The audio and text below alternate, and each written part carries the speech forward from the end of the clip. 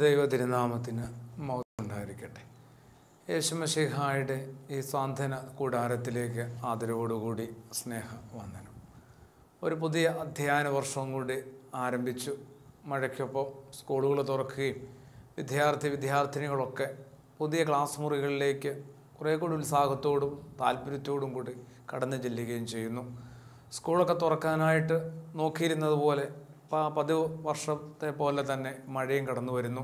കുറേയധികം അസൗകര്യങ്ങൾ, ജീവിത ചെലവിൽ ഉണ്ടാവുന്ന ഏറെ വ്യതിയാനങ്ങൾ, സാധാരണ കുടുംബം ഏറെ ബുദ്ധിമുട്ടുന്ന ഒരു സന്ദർഭവും കൂടിയാണ്. അതുകൊണ്ട് തന്നെ വിദ്യാർത്ഥികളുമായി ബന്ധപ്പെട്ട് ചില വിചാരങ്ങൾ യേശുവുമായി കൃത്യമായി ബന്ധപ്പെടുത്തി ചിന്തിച്ച് ഓർമ്മപ്പെടുത്തി പോകാമെന്ന് കരുതുകയാണ്. അധ്യാപകർക്കും മാതാപിതാക്കൾക്കും വിദ്യാർത്ഥികൾക്കും ഒക്കെ കുറേ കൂടി ഒരു ദിശാബോധം യേശുവുമായി ബന്ധപ്പെട്ട് ഈ ഒരു ശുശ്രൂഷയുടെ വഴികളിൽ ലഭിച്ചാൽ എന്തുമാത്രം ഫലസമൃദ്ധിയുള്ളതായിട്ട് കാര്യങ്ങൾ മാറും. തീർച്ചയായിട്ടും യേശു എന്തൊരു അനുഭാവം പുലർത്തിയിരുന്നു കുഞ്ഞുങ്ങളുമായി ബന്ധപ്പെട്ട്. അതുകൊണ്ട് തന്നെ ഒരു അധ്യയന വർഷത്തെക്കുറിച്ച് വിചാരിക്കുമ്പോൾ കുഞ്ഞുങ്ങളെ കുറേ കൂടി ഗൗരവത്തിലും സ്നേഹത്തിലും ആദരവോടും അനുഭാവത്തോടും കൂടി എടുക്കുവാനും അവരെ ചേർത്ത് പിടിക്കുവാനുമായിട്ട് മുതിർന്നവരായ എല്ലാവർക്കും സാധിക്കേണ്ടതാണ്. മുതിർന്നവരെന്നൊക്കെ പറയുമ്പോൾ അധ്യാപകരെയോ മാതാപിതാക്കളെയോ മാത്രം ഉദ്ദേശിച്ചല്ല. ഭൂമിയിലുള്ള എല്ലാ മനുഷ്യരും ആ ചെറിയ കുഞ്ഞുങ്ങളെ കുറേ കൂടി ഗൗരവത്തിലെടുക്കേണ്ടതാണ്. കാരണം അവരിലുള്ളിൽ എന്തുമാത്രം സാധ്യതകളുണ്ട് എന്നോ അവർ നാളെ അടുത്ത തലമുറയിൽ അവരാരായിട്ട് രൂപാന്തരപ്പെടുമെന്നോ വലിയ നിശ്ചയമൊന്നും നമുക്കാർക്കുമില്ല. മറിച്ച് ഈ ലോകത്തെയും സമൂഹത്തെയും ഒക്കെ ഏറ്റവും നന്നായിട്ട് നയിക്കേണ്ട ആളുകളാകാനായിട്ട് ചില സാധ്യതകളുള്ള ആളുകളാണ്. അതുകൊണ്ട് തന്നെ അതിനെയൊന്ന് പരിപോഷിപ്പിക്കുവാനും പ്രകാശിപ്പിക്കുവാനും വേണ്ട പ്രചോദനം കൊടുക്കുവാനും ഒക്കെ ആയിട്ട് ഒരു വലിയ വിളി, ഉത്തരവാദിത്വമൊക്കെ മുതിർന്നെന്ന് കരുതുന്ന ഓരോരുത്തരുടെ മീതയുമുണ്ട്. യേശു ഭൂമിക്ക് കൈമാറിയ സുവിശേഷത്തിനകത്ത് കുഞ്ഞുങ്ങളെയൊക്കെ കുറേ കൂടി ഗൗരവത്തിലും ആദരവിലും സ്നേഹത്തിലും എടുക്കാനായിട്ട് ഓർമ്മപ്പെടുത്തുന്നുണ്ട്.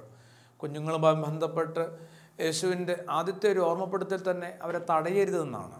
അങ്ങനെ ഒരു ഭാഗമുണ്ടല്ലോ, പൈതങ്ങളെ എൻ്റെ അടുക്കൽ വരുവാനായിട്ട് വിടുവിൻ, അവരെ നിങ്ങൾ തടയരുത്.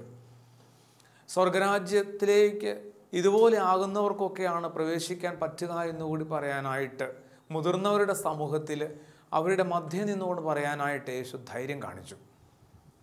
കുഞ്ഞുങ്ങളൊക്കെ യേശുവിൻ്റെ അരികിലേക്ക് ഓടി വരുമ്പോൾ വലിയ വലിയ ആളുകൾ അതിലും വലിയ ഗൗരവമുള്ള കാര്യങ്ങൾ ചോദിക്കുകയും പറയുകയും നേടുകയും ചെയ്യുന്നതിനിടയ്ക്ക് ഈ കുഞ്ഞുങ്ങൾ എന്തിനാണ് കുസൃതികളുമായിട്ട് കടന്നു വരുന്നത്? അവർക്ക് പറ്റിയൊരു പ്ലാറ്റ്ഫോമേ അല്ല എന്നൊരു ധാരണ അക്കാലത്തും ഉണ്ടായിരുന്നു. യേശു ആരെയാണ് പതിയെ ശാസിക്കാനായിട്ടോ തിരുത്താനായിട്ടോ ഒക്കെ ശ്രമിക്കുന്നത്?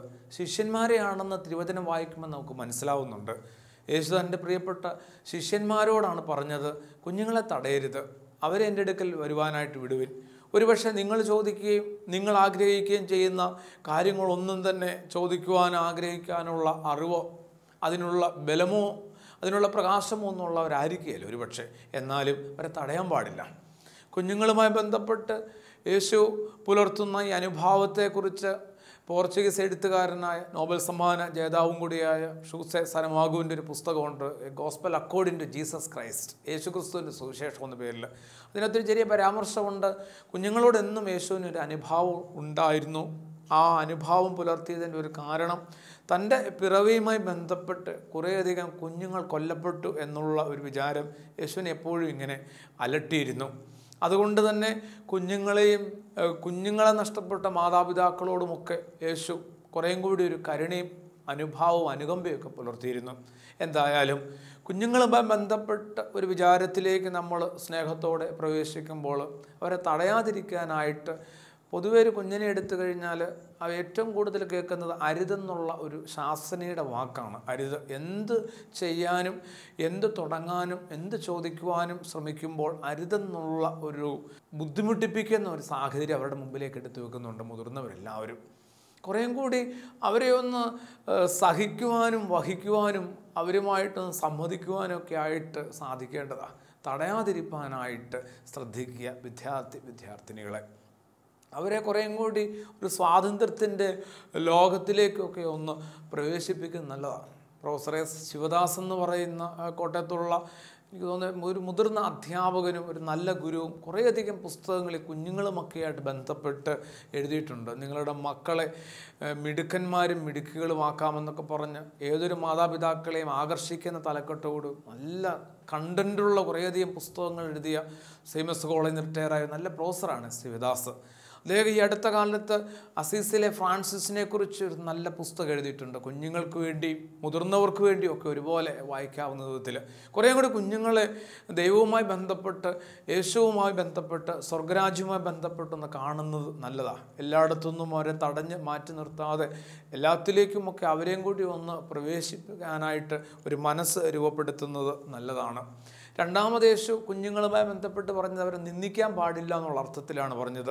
ചെറിയൊരു ഒരുവനെ നിന്ദിക്കുമ്പോൾ മാലാഖമാർ സ്വർഗത്തിൽ സങ്കടപ്പെടുന്നുവെന്നും മുഖാമുഖം കണ്ടുകൊണ്ടിരിക്കുന്ന ഈ കുഞ്ഞുങ്ങളുമായിട്ടെന്നൊക്കെ പറയുമ്പോൾ ദൈവലോകവും മാലാഖമാരുടെ വൃന്ദവുമൊക്കെ ആയിട്ട് കുഞ്ഞുങ്ങൾ പുലർത്തുന്ന ഒരു ഗാഢമായ ബന്ധത്തെക്കുറിച്ച് സൂചനയുണ്ട്. മുതിർന്ന ആളുകൾ മുതിർന്നോറും സ്വാഭാവികമായി അല്ലാതെയോ ഒക്കെ പറ്റുന്നൊരു അപകടം ദൈവബന്ധത്തിൽ നിന്ന് അകന്നു പോകുന്നു എന്നുള്ളതാണ്. കുഞ്ഞുങ്ങളെപ്പോഴും ആ ബന്ധത്തിൽ തന്നെയാണെന്ന് ഓർമ്മപ്പെടുത്താനായിട്ട് യേശു പല അവസരങ്ങളിലും മുതിരുന്നുണ്ട്.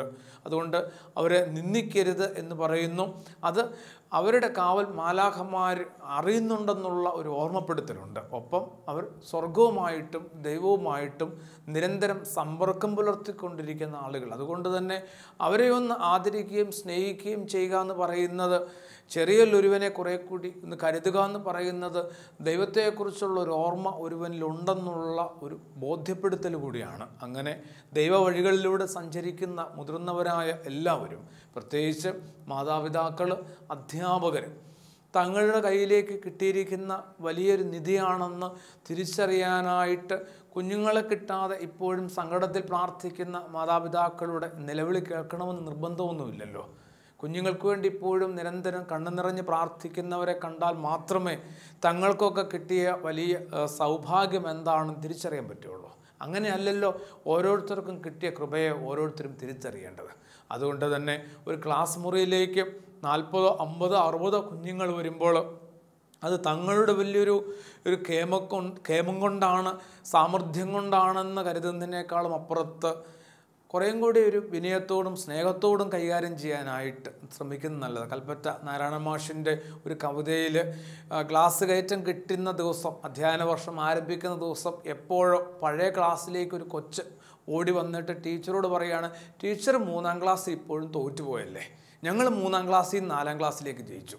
ഒന്നാമത്തെ ഒരു കവിതയാണ്, കുറച്ച് വരികളെ ഉള്ളെങ്കിലും ടീച്ചർ ഇപ്പോഴും 3ാം ക്ലാസ്സിൽ തന്നെയാണ്. പിന്നെ ഒരു ക്ലാസ് ദിവസം വിടാറാകുന്ന സമയത്ത് ഒരു കുഞ്ഞ് വന്ന് ടീച്ചറോട് ചോദിക്കുക, ഞങ്ങളൊക്കെ ഉള്ളത് കൊണ്ട് നിങ്ങളൊക്കെ ഉണ്ടല്ലേ എന്ന്. ഒരു ചെറിയ കുഞ്ഞിൻ്റെ വായിൽ നിന്ന് വന്ന വലിയൊരു ശബ്ദമായിരുന്നത്. ഞങ്ങളൊക്കെ ഉള്ളത് കൊണ്ടാണ് നിങ്ങളൊക്കെ ഉള്ളത്. പുരോഹിതൻ നിലയിൽ മിക്കവാറും ഒരു ആരാധന ഉള്ള ദിവസങ്ങളൊക്കെ തോന്നാറുണ്ട്. ഈ ആളുകളൊക്കെ പതിയെ പറയുന്നുണ്ട്, ഞങ്ങളൊക്കെ ഉള്ളത് കൊണ്ടാണ് നിങ്ങളൊക്കെ ഉള്ളത്. അത്തരൊരു വിചാരം ഒരു അധ്യാപകനോ പുരോഹിതനോ ഒരു ഡോക്ടർക്കോ സമൂഹത്തിൽ ദൈവം ഏതൊക്കെ സ്ഥാനത്തേക്ക് ഓരോരുത്തരെ വിളിച്ച് ഉയർത്തിയിട്ടുണ്ടോ അവർക്കൊക്കെ തോന്നാതെ പോകുമ്പോഴാണ് എനിക്ക് തോന്നുന്നു ഈ ഭൂമിയിലെ നിന്ദകളൊക്കെ ആരംഭിക്കുന്നത്. കുറേ കൂടി അവരുള്ളത് കൊണ്ടാണ് ഞങ്ങൾ, ഗാന്ധിജി ഓർമ്മപ്പെടുത്തി, ഈ സ്ഥാപനത്തിൻ്റെ ഉടമസ്ഥൻ ഉപഭോക്താവാണ്, കടന്നു വരുന്നയാളാണ് ഈ സ്ഥാപനത്തിൻ്റെ ഉടമസ്ഥൻ എന്ന വിധത്തിൽ അവർക്ക് സേവനം ചെയ്യാനായിട്ട് ആക്കിയിരിക്കുന്ന ദാസന്മാരാണ് നിങ്ങളെന്നുള്ള ധാരണ ഉണ്ടാവണം. അത്തരം ധാരണകളുള്ള മനുഷ്യർ ഇരിക്കുന്ന സ്ഥാപനങ്ങൾ ഇന്ന് ഭൂമിയിൽ കുറഞ്ഞു വരുന്നു. ദേവാലയം പോലും ആകുന്നില്ല എന്നുള്ളതാണ് ഏറ്റവും വലിയ സങ്കടം. അവിടെ കടന്നു വരുന്ന ആളുകൾക്ക് അത്തരൊരു തോന്നൽ കൊടുക്കുവാനോ സാന്ത്വനം കൊടുക്കുവാനോ പരിചരണം നൽകാനോ പുരോഗതിന് പോലും പറ്റാതെ പോകുന്നുവെങ്കിൽ, ഒരു വിദ്യാലയത്തിലേക്ക് കടന്നു വരുന്ന ഒരു വിദ്യാർത്ഥിക്കോ വിദ്യാർത്ഥികളുടെ ആളുകൾക്കോ അധ്യാപകരിൽ നിന്ന് അങ്ങനെയൊന്നും കിട്ടാതെ പോകുന്നുവെങ്കിൽ, ഒരു ആതുരാലയത്തിലേക്ക് കടന്നു വരുന്ന ഒരു രോഗിക്ക് അത്തരം ഒരു മാനസികമായൊരു സാന്ത്വനവും പരിചരണവും ഡോക്ടർമാരിൽ നിന്നോ അവർക്കൊപ്പമുള്ള ശുശ്രൂഷകരിൽ നിന്നോ കിട്ടാതെ പോകുന്നുവെങ്കിലത്തെ കാര്യമെന്താ? ദൈവം കഥ വായിക്കുന്നു എന്ന് പറഞ്ഞ് അശോകൻ ചെരുവിൽ ഒരു ചെറിയ ഓർമ്മ പുസ്തകമുണ്ട്. അദ്ദേഹം ഗവൺമെൻറ് സർവീസിൽ ജോലി ചെയ്യുന്ന കാലത്തെ കുറേയധികം നല്ല ഓർമ്മകളാണ്. എന്തൊരു പുച്ഛമുള്ള ആളുകളാണ് ഞങ്ങളെന്നറിയാമോ ഗവൺമെൻറ് ജോലിക്കാരെന്നൊക്കെ പറഞ്ഞ് എഴുതാനായിട്ട് അദ്ദേഹത്തിന് ഭയങ്കര സ്വാതന്ത്ര്യമുണ്ട്. അശോകൻ ചെരുവിൽ എപ്പോഴും അദ്ദേഹത്തെ തന്നെ പരിചയപ്പെടുത്തുക, ഞാൻ സെക്രട്ടേറിയറ്റ് ജോലി ചെയ്യുന്ന ആളാണ്, ഞാൻ കൈക്കൂലി വാങ്ങില്ല എന്ന് പറയാനായിട്ട് ധൈര്യമുള്ള, എപ്പോഴും സ്വന്തമായിട്ട് അദ്ദേഹം ഇൻട്രൊഡ്യൂസ് അങ്ങനെ കൈക്കൂലി വാങ്ങില്ല. അപ്പോൾ അദ്ദേഹം പറയും, എന്തൊരു പുച്ഛത്തോടെയാണ് ഞങ്ങളുടെ മുമ്പിൽ നിൽക്കുന്ന ഓരോരുത്തരും ഞങ്ങൾ കാണുന്നതെന്നറിയാമോ, ഇരിക്കാൻ പറയാനായിട്ട് ഞങ്ങൾക്ക് ബുദ്ധിമുട്ടാണ്.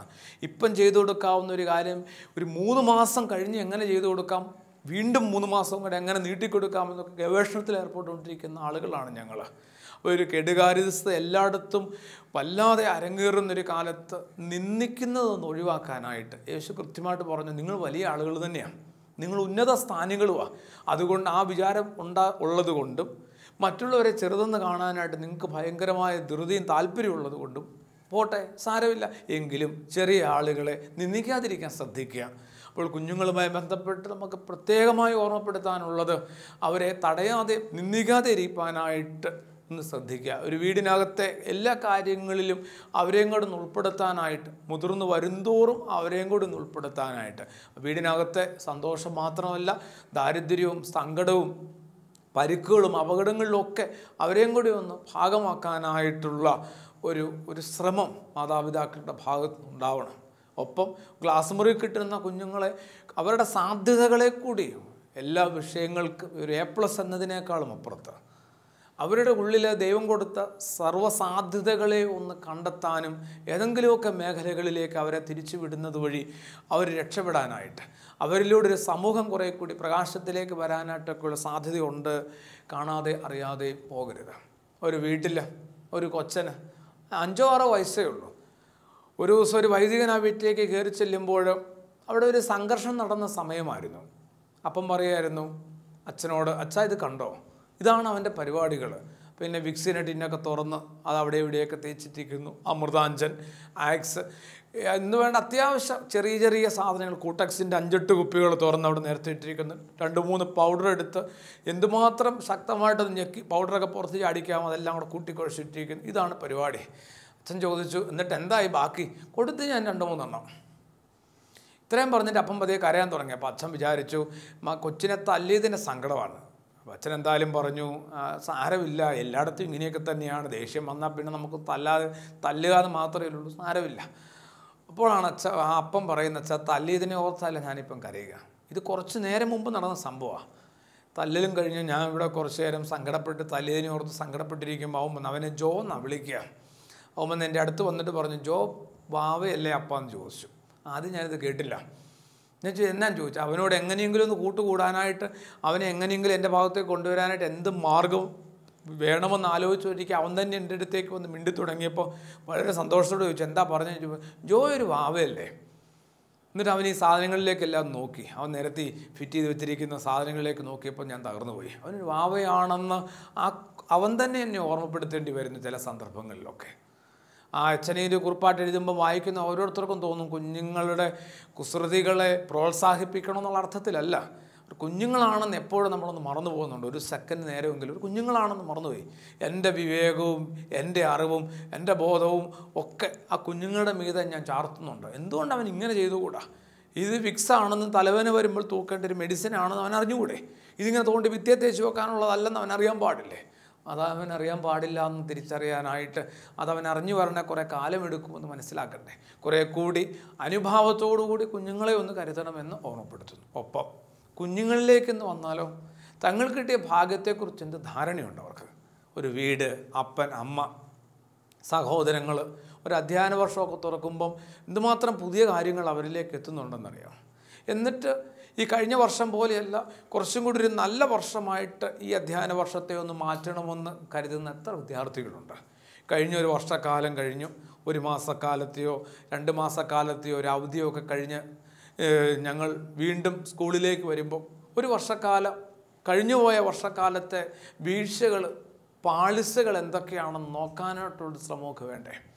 അങ്ങനെ വിദ്യാർത്ഥികൾ തങ്ങൾക്ക് കിട്ടിയ സൗഭാഗ്യങ്ങളൊന്ന് തിരിച്ചറിയേണ്ടത് ആവശ്യമാണ്.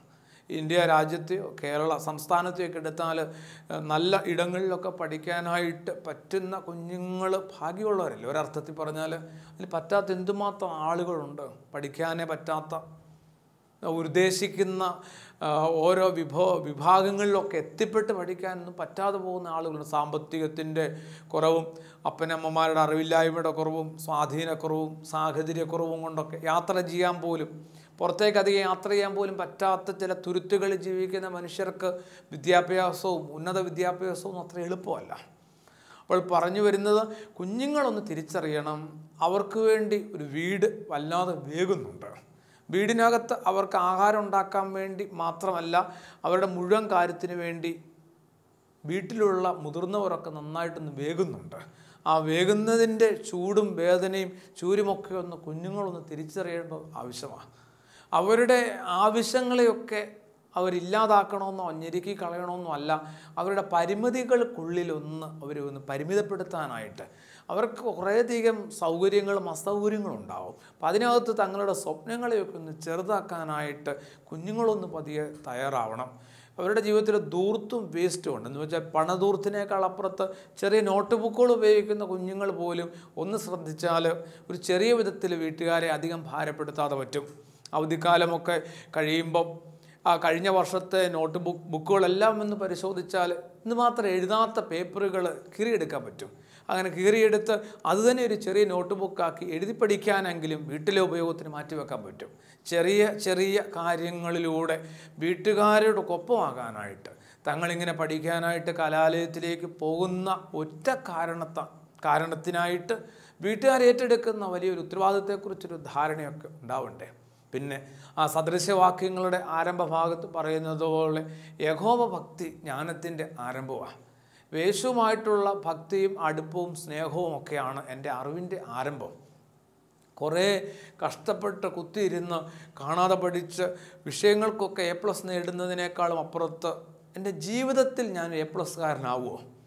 എൻ്റെ ജീവിതത്തിലെ പ്രതിസന്ധികളെന്ന പരീക്ഷകളെ ഞാൻ അതിജീവിക്കുമോ? A+ കിട്ടിയില്ലെങ്കിലും വേണ്ട, വീഴാതെ ഒന്ന് കരയിലേക്ക് ചാടാൻ പറ്റുമോ? അപ്പോൾ പലപ്പോഴും നമ്മുടെ മക്കൾക്കൊക്കെ സംഭവിക്കുന്നത്, വിഷയങ്ങൾക്കൊക്കെ A+ കിട്ടുമ്പോഴും അവരുടെ ജീവിതത്തിൽ അവർക്ക് ഒരു A+ കിട്ടാനോ കണ്ടെത്താനോ കഴിയാതെ പോകുന്നു എന്നുള്ള. അപ്പോൾ യേശുവുമായിട്ടുള്ള ഒരു ആത്മബന്ധം രൂപപ്പെടുത്തി വേണം ചെറിയ ക്ലാസ്സിൽ പഠിക്കുന്ന ആളുകൾ മുതൽ മുതിർന്നവർ വരെ. മുതിർന്നവരെന്ന് 12ാം ക്ലാസ് വിദ്യാഭ്യാസമൊക്കെ കഴിഞ്ഞ് പലരുടെയും ജീവിതത്തിൽ ഏറ്റവും വലിയ ഒരു നിഗൂഢമായ ഉള്ളിലുള്ളൊരു സന്തോഷം എന്താണെന്നറിയോ? ഇനി രക്ഷപ്പെട്ടു. ഇവരുടെയൊക്കെ ഒരു നോട്ടത്തിൽ നിന്നും ശിക്ഷണത്തിൽ നിന്നും ഈ കഠിനമായ ജയിലിൽ നിന്നൊക്കെ ഞാൻ കുറച്ച് ദൂരേക്ക് പോവുക, ഞാൻ കാണിച്ചു കൊടുക്കാമെന്നാണ് പറയുക. അവനവൻ്റെ ജീവിതം വെച്ചുകൊണ്ട് നടത്തുന്ന ഏറ്റവും വലിയ ആത്മഹത്യാപരമായ ഒരു പ്രകടനമാണത്. ജീവിതം വെച്ചുകൊണ്ട് ഒരു 3 വർഷത്തേനോ 4 വർഷത്തേനോ ഉള്ള ഒരു കോഴ്സിന് ഭീമമായ തുക ചെലവാക്കി ഈ മാതാപിതാക്കൾ ദൂരസ്ഥലത്തേക്ക് മക്കളെ അയക്കുമ്പോൾ തോന്നിയതുപോലെ ജീവിക്കാനായിട്ട് കിട്ടുന്നൊരു സ്വാതന്ത്ര്യമായിട്ട് അതിനെ കാണുക. എനിക്ക് തോന്നുന്നു പൊതുവെ എടുത്തു നോക്കിയാൽ ഒരു സങ്കടം തോന്നുന്നത്, ഒരു ആദരവോ വിനയമോ ഇല്ലാത്ത ഒരു ശരീരഭാഷ തന്നെ ഇക്കാലത്ത് കുട്ടികൾ രൂപപ്പെടുത്തുന്നുണ്ട്. ആരോടും ഒരു വിധേയത്വമോ വിനയമോ സ്നേഹമോ ആദരവോ ഒന്നുമില്ല. ഒന്നും വേണ്ട, എന്നെ കേൾക്കുന്ന ആളുകളും ശ്രദ്ധിച്ചറിയാം, കുറച്ച് നേരം കാലിൽ വെറുതെ നിൽക്കാൻ പോലും പറ്റാത്ത വിധത്തിൽ അസ്വസ്ഥരാണ് കുഞ്ഞുങ്ങൾ കൂടുതലും. അവർക്ക് അങ്ങനെ നിശ്ചലമായിട്ട് നിൽക്കാൻ പറ്റില്ല. ഈ കുഞ്ഞുങ്ങളൊക്കെ ഇങ്ങനെ നിശ്ചലമായിട്ട് നിർത്താൻ അവർക്ക് കിട്ടുന്ന പരിശീലനം ശരിക്കും പള്ളിയിൽ നിന്നാണ്, ദേവാലയങ്ങളിൽ നിന്നാണ്, ആരാധനാലയങ്ങളിൽ നിന്നാണ്. അവിടെ ഇതുങ്ങൾ വരാറില്ല, വന്നാൽ തന്നെ ഇതിനകത്ത് കയറാറില്ല. പ്രത്യേകിച്ച് പെൺകുട്ടികളെ സംബന്ധിച്ച് അത്രയും പ്രശ്നമില്ല, ആൺകുട്ടികളെ സംബന്ധിച്ച്. ഈ അടുത്ത കാലത്ത് ഞാനൊരു വലിയൊരു ചോദ്യം നേരിട്ടത് എനിക്ക് ഭയങ്കര ഞെട്ടലുണ്ടാക്കി. വളരെ വൈകി വന്ന ആൾ വളരെ യാദൃശ്ചികമായിട്ട് അന്നേ ദിവസം വൈകിയാണ് പള്ളിയിലെത്തുന്നത്. എല്ലാം കഴിഞ്ഞ് എന്നെ വന്ന് കണ്ടിട്ട് പറഞ്ഞത് ഇത്രയേ ഉള്ളൂ, പള്ളിയുടെ പടിഞ്ഞാറേ നടയിൽ കുറേയധികം ചെറിയ പെൺകുട്ടികൾ പടിഞ്ഞാറോട്ട് നോക്കിയിരിക്കുന്നത് എന്തുകൊണ്ടാണ്? എനിക്ക് ആദ്യമൊന്നും മനസ്സിലായില്ല. പള്ളിയുടെ പടിഞ്ഞാറേ നടയിൽ പടിഞ്ഞാറോട്ട് നോക്കി കുറേ ചെറിയ പെൺകുട്ടികൾ, മുതിർന്നവരും മേലാത്തവരും ഒരു ഇരിപ്പിടം കിട്ടാഞ്ഞിട്ട് പോയിരിക്കുകയാണെങ്കിൽ ഒരു പ്രശ്നവുമില്ല, നമുക്ക് മനസ്സിലാക്കാൻ പറ്റും.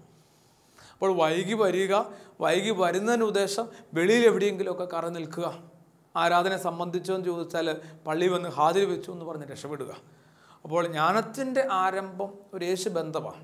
അധ്യയന വർഷമൊക്കെ ആരംഭിക്കുമ്പം അത് തൊട്ട് മുമ്പുള്ളൊരു ഞായറാഴ്ചയെങ്കിലും ഒന്ന് പള്ളിയിൽ പോകാനും വിശുദ്ധ കുർബാനയെ സംബന്ധിക്കുവാനും വിശുദ്ധ കുർബാനയെ ഒന്ന് അനുഭവിപ്പാനും ഒരു തലയ്ക്ക് പിടിച്ചൊരു പ്രാർത്ഥന നേടി ഒന്ന് പുതിയ അധ്യയന വർഷത്തേക്കൊക്കെ പ്രവേശിക്കാനായിട്ട് ഒരുങ്ങുന്ന എത്ര കുഞ്ഞുങ്ങളുണ്ട്. ഈ കുഞ്ഞുങ്ങളെ നമുക്ക് വിടാം, അവരെ അങ്ങനെയൊന്ന് ഉണർത്താനും ഒരുക്കുവാനുമായിട്ട് സന്നദ്ധരായ എന്തുമാത്രം മാതാപിതാക്കളുണ്ട്. ഒന്ന് പ്രാർത്ഥിച്ച് എല്ലാ ദിവസവും 1 മിനിറ്റ് നേരത്തെ പ്രാർത്ഥന മതി. ദൈവമേ ഞാൻ പോവാണെന്ന് പറഞ്ഞ് പ്രാർത്ഥിച്ച് സ്കൂളിലേക്ക് വിടാനായിട്ട് ഉത്സാഹിക്കുന്ന എന്തുമാത്രം മാതാപിതാക്കളുണ്ട്. അങ്ങനെയൊന്ന് ചെയ്ത് വരണം നിങ്ങൾ വീട്ടിൽ നിന്ന് വരാനായിട്ടൊന്ന് ഓർമ്മപ്പെടുത്തുന്ന അധ്യാപകരുണ്ട്. അവരുടെ സിലബസ് എന്നതിനേക്കാളും അപ്പുറത്തുള്ള അവരുടെ ജീവിതത്തിന് പോലും ഒരു വെട്ടവും വെളിച്ചവും കൊടുക്കാനായിട്ട് ഉത്തരവാദിത്തം ഏറ്റെടുത്തവരാണ് ഈ അധ്യാപകരും മാതാപിതാക്കളും ഒക്കെ.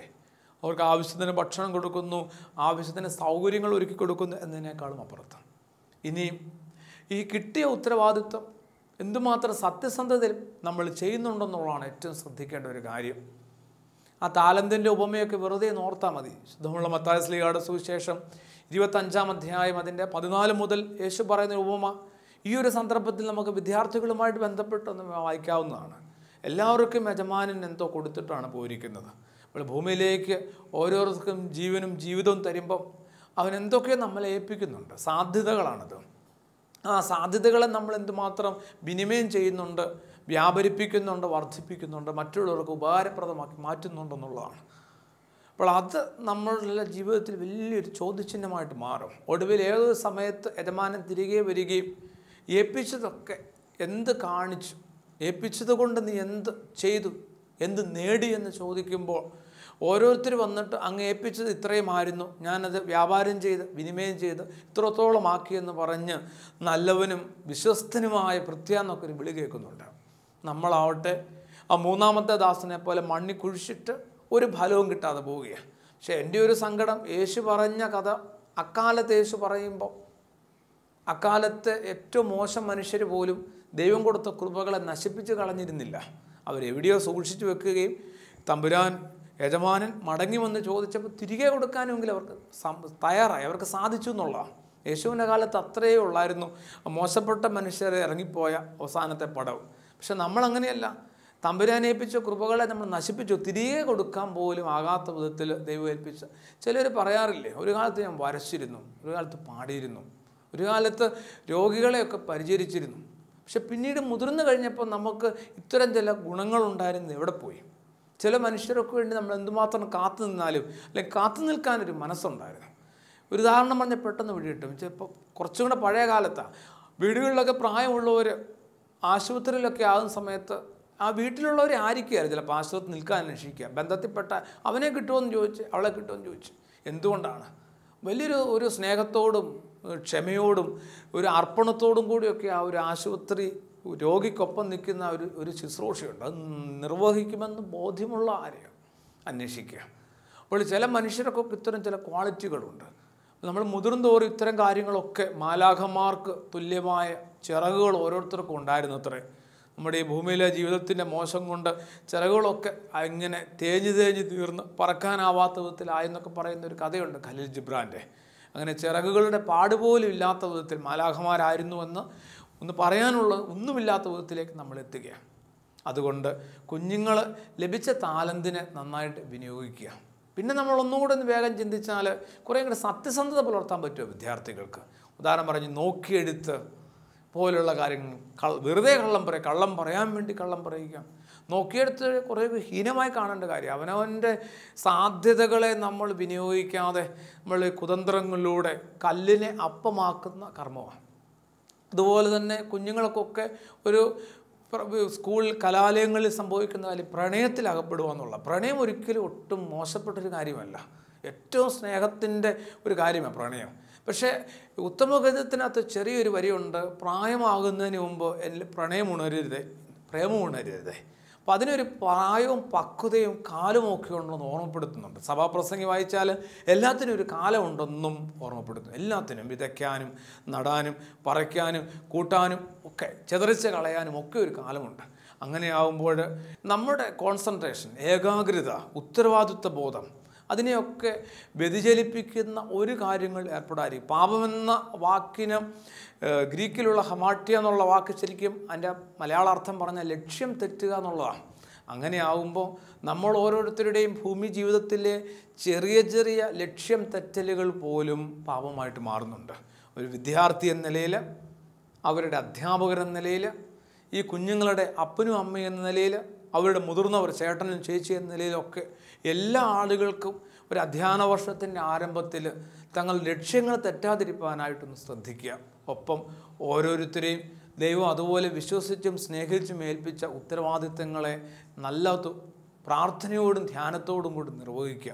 ഒപ്പം കുഞ്ഞുങ്ങളെ കുറേ കൂടി അനുഭാവത്തോടെ അവരുടെ പക്ഷത്ത് നിന്ന് കാണാനായിട്ടും കൂടി അവരെ തടയുകയോ നിന്ദിക്കുകയോ ചെയ്യാതിരിക്കാനായിട്ട് യേശുവിൻ്റെ ഓർമ്മപ്പെടുത്തൽ ശ്രദ്ധിക്കുക. ഒപ്പം ഓരോരുത്തർക്ക് താലന്തുകളൊക്കെ അവൻ കൊടുത്തപ്പോഴും അളവിൽ എവിടെയൊക്കെയോ കുറച്ച് വ്യത്യാസങ്ങൾ വരുത്തിയിട്ടുണ്ട്. 5ഉം 4ഉം 3ഉം 2ഉം 1ഉം ഒക്കെ ആയിട്ട് മാറുന്നുണ്ട്. അതുകൊണ്ട് എല്ലാവരിൽ നിന്നും എല്ലാ നേരത്തും എല്ലായ്പ്പോഴും നമ്മൾ പൂർണ്ണത പ്രതീക്ഷിക്കാതിരിക്കുക, നിർബന്ധിക്കാതിരിക്കുക. അങ്ങനെയാകുമ്പോൾ ഈ ഒരു അധ്യയന വർഷം അതിൻ്റെ ആരംഭം മുതൽ കുറേ കൂടി ദൈവഭക്തിയിൽ, ധ്യാനത്തിൽ, കുറച്ച് മൗനത്തിൽ ഒക്കെ നമുക്ക് ഈ ഒരു വിജ്ഞാനകാലം കുറേയും കൂടി ഭംഗിയായിട്ട് പൂർത്തീകരിക്കാനായിട്ട് ഓരോരുത്തർക്കും ദൈവം ഭാഗ്യാവസരം തരട്ടെ എന്ന് പ്രാർത്ഥിച്ചുകൊണ്ട് പുതിയ അധ്യയന വർഷത്തിലേക്ക് പ്രാർത്ഥനയോടെ പ്രവേശിക്കുന്ന എല്ലാവർക്കും എല്ലാവിധമായ ആശംസകളും നേർന്നുകൊണ്ട് നിർത്തുന്നു. ദൈവം അനുഗ്രഹിക്കട്ടെ.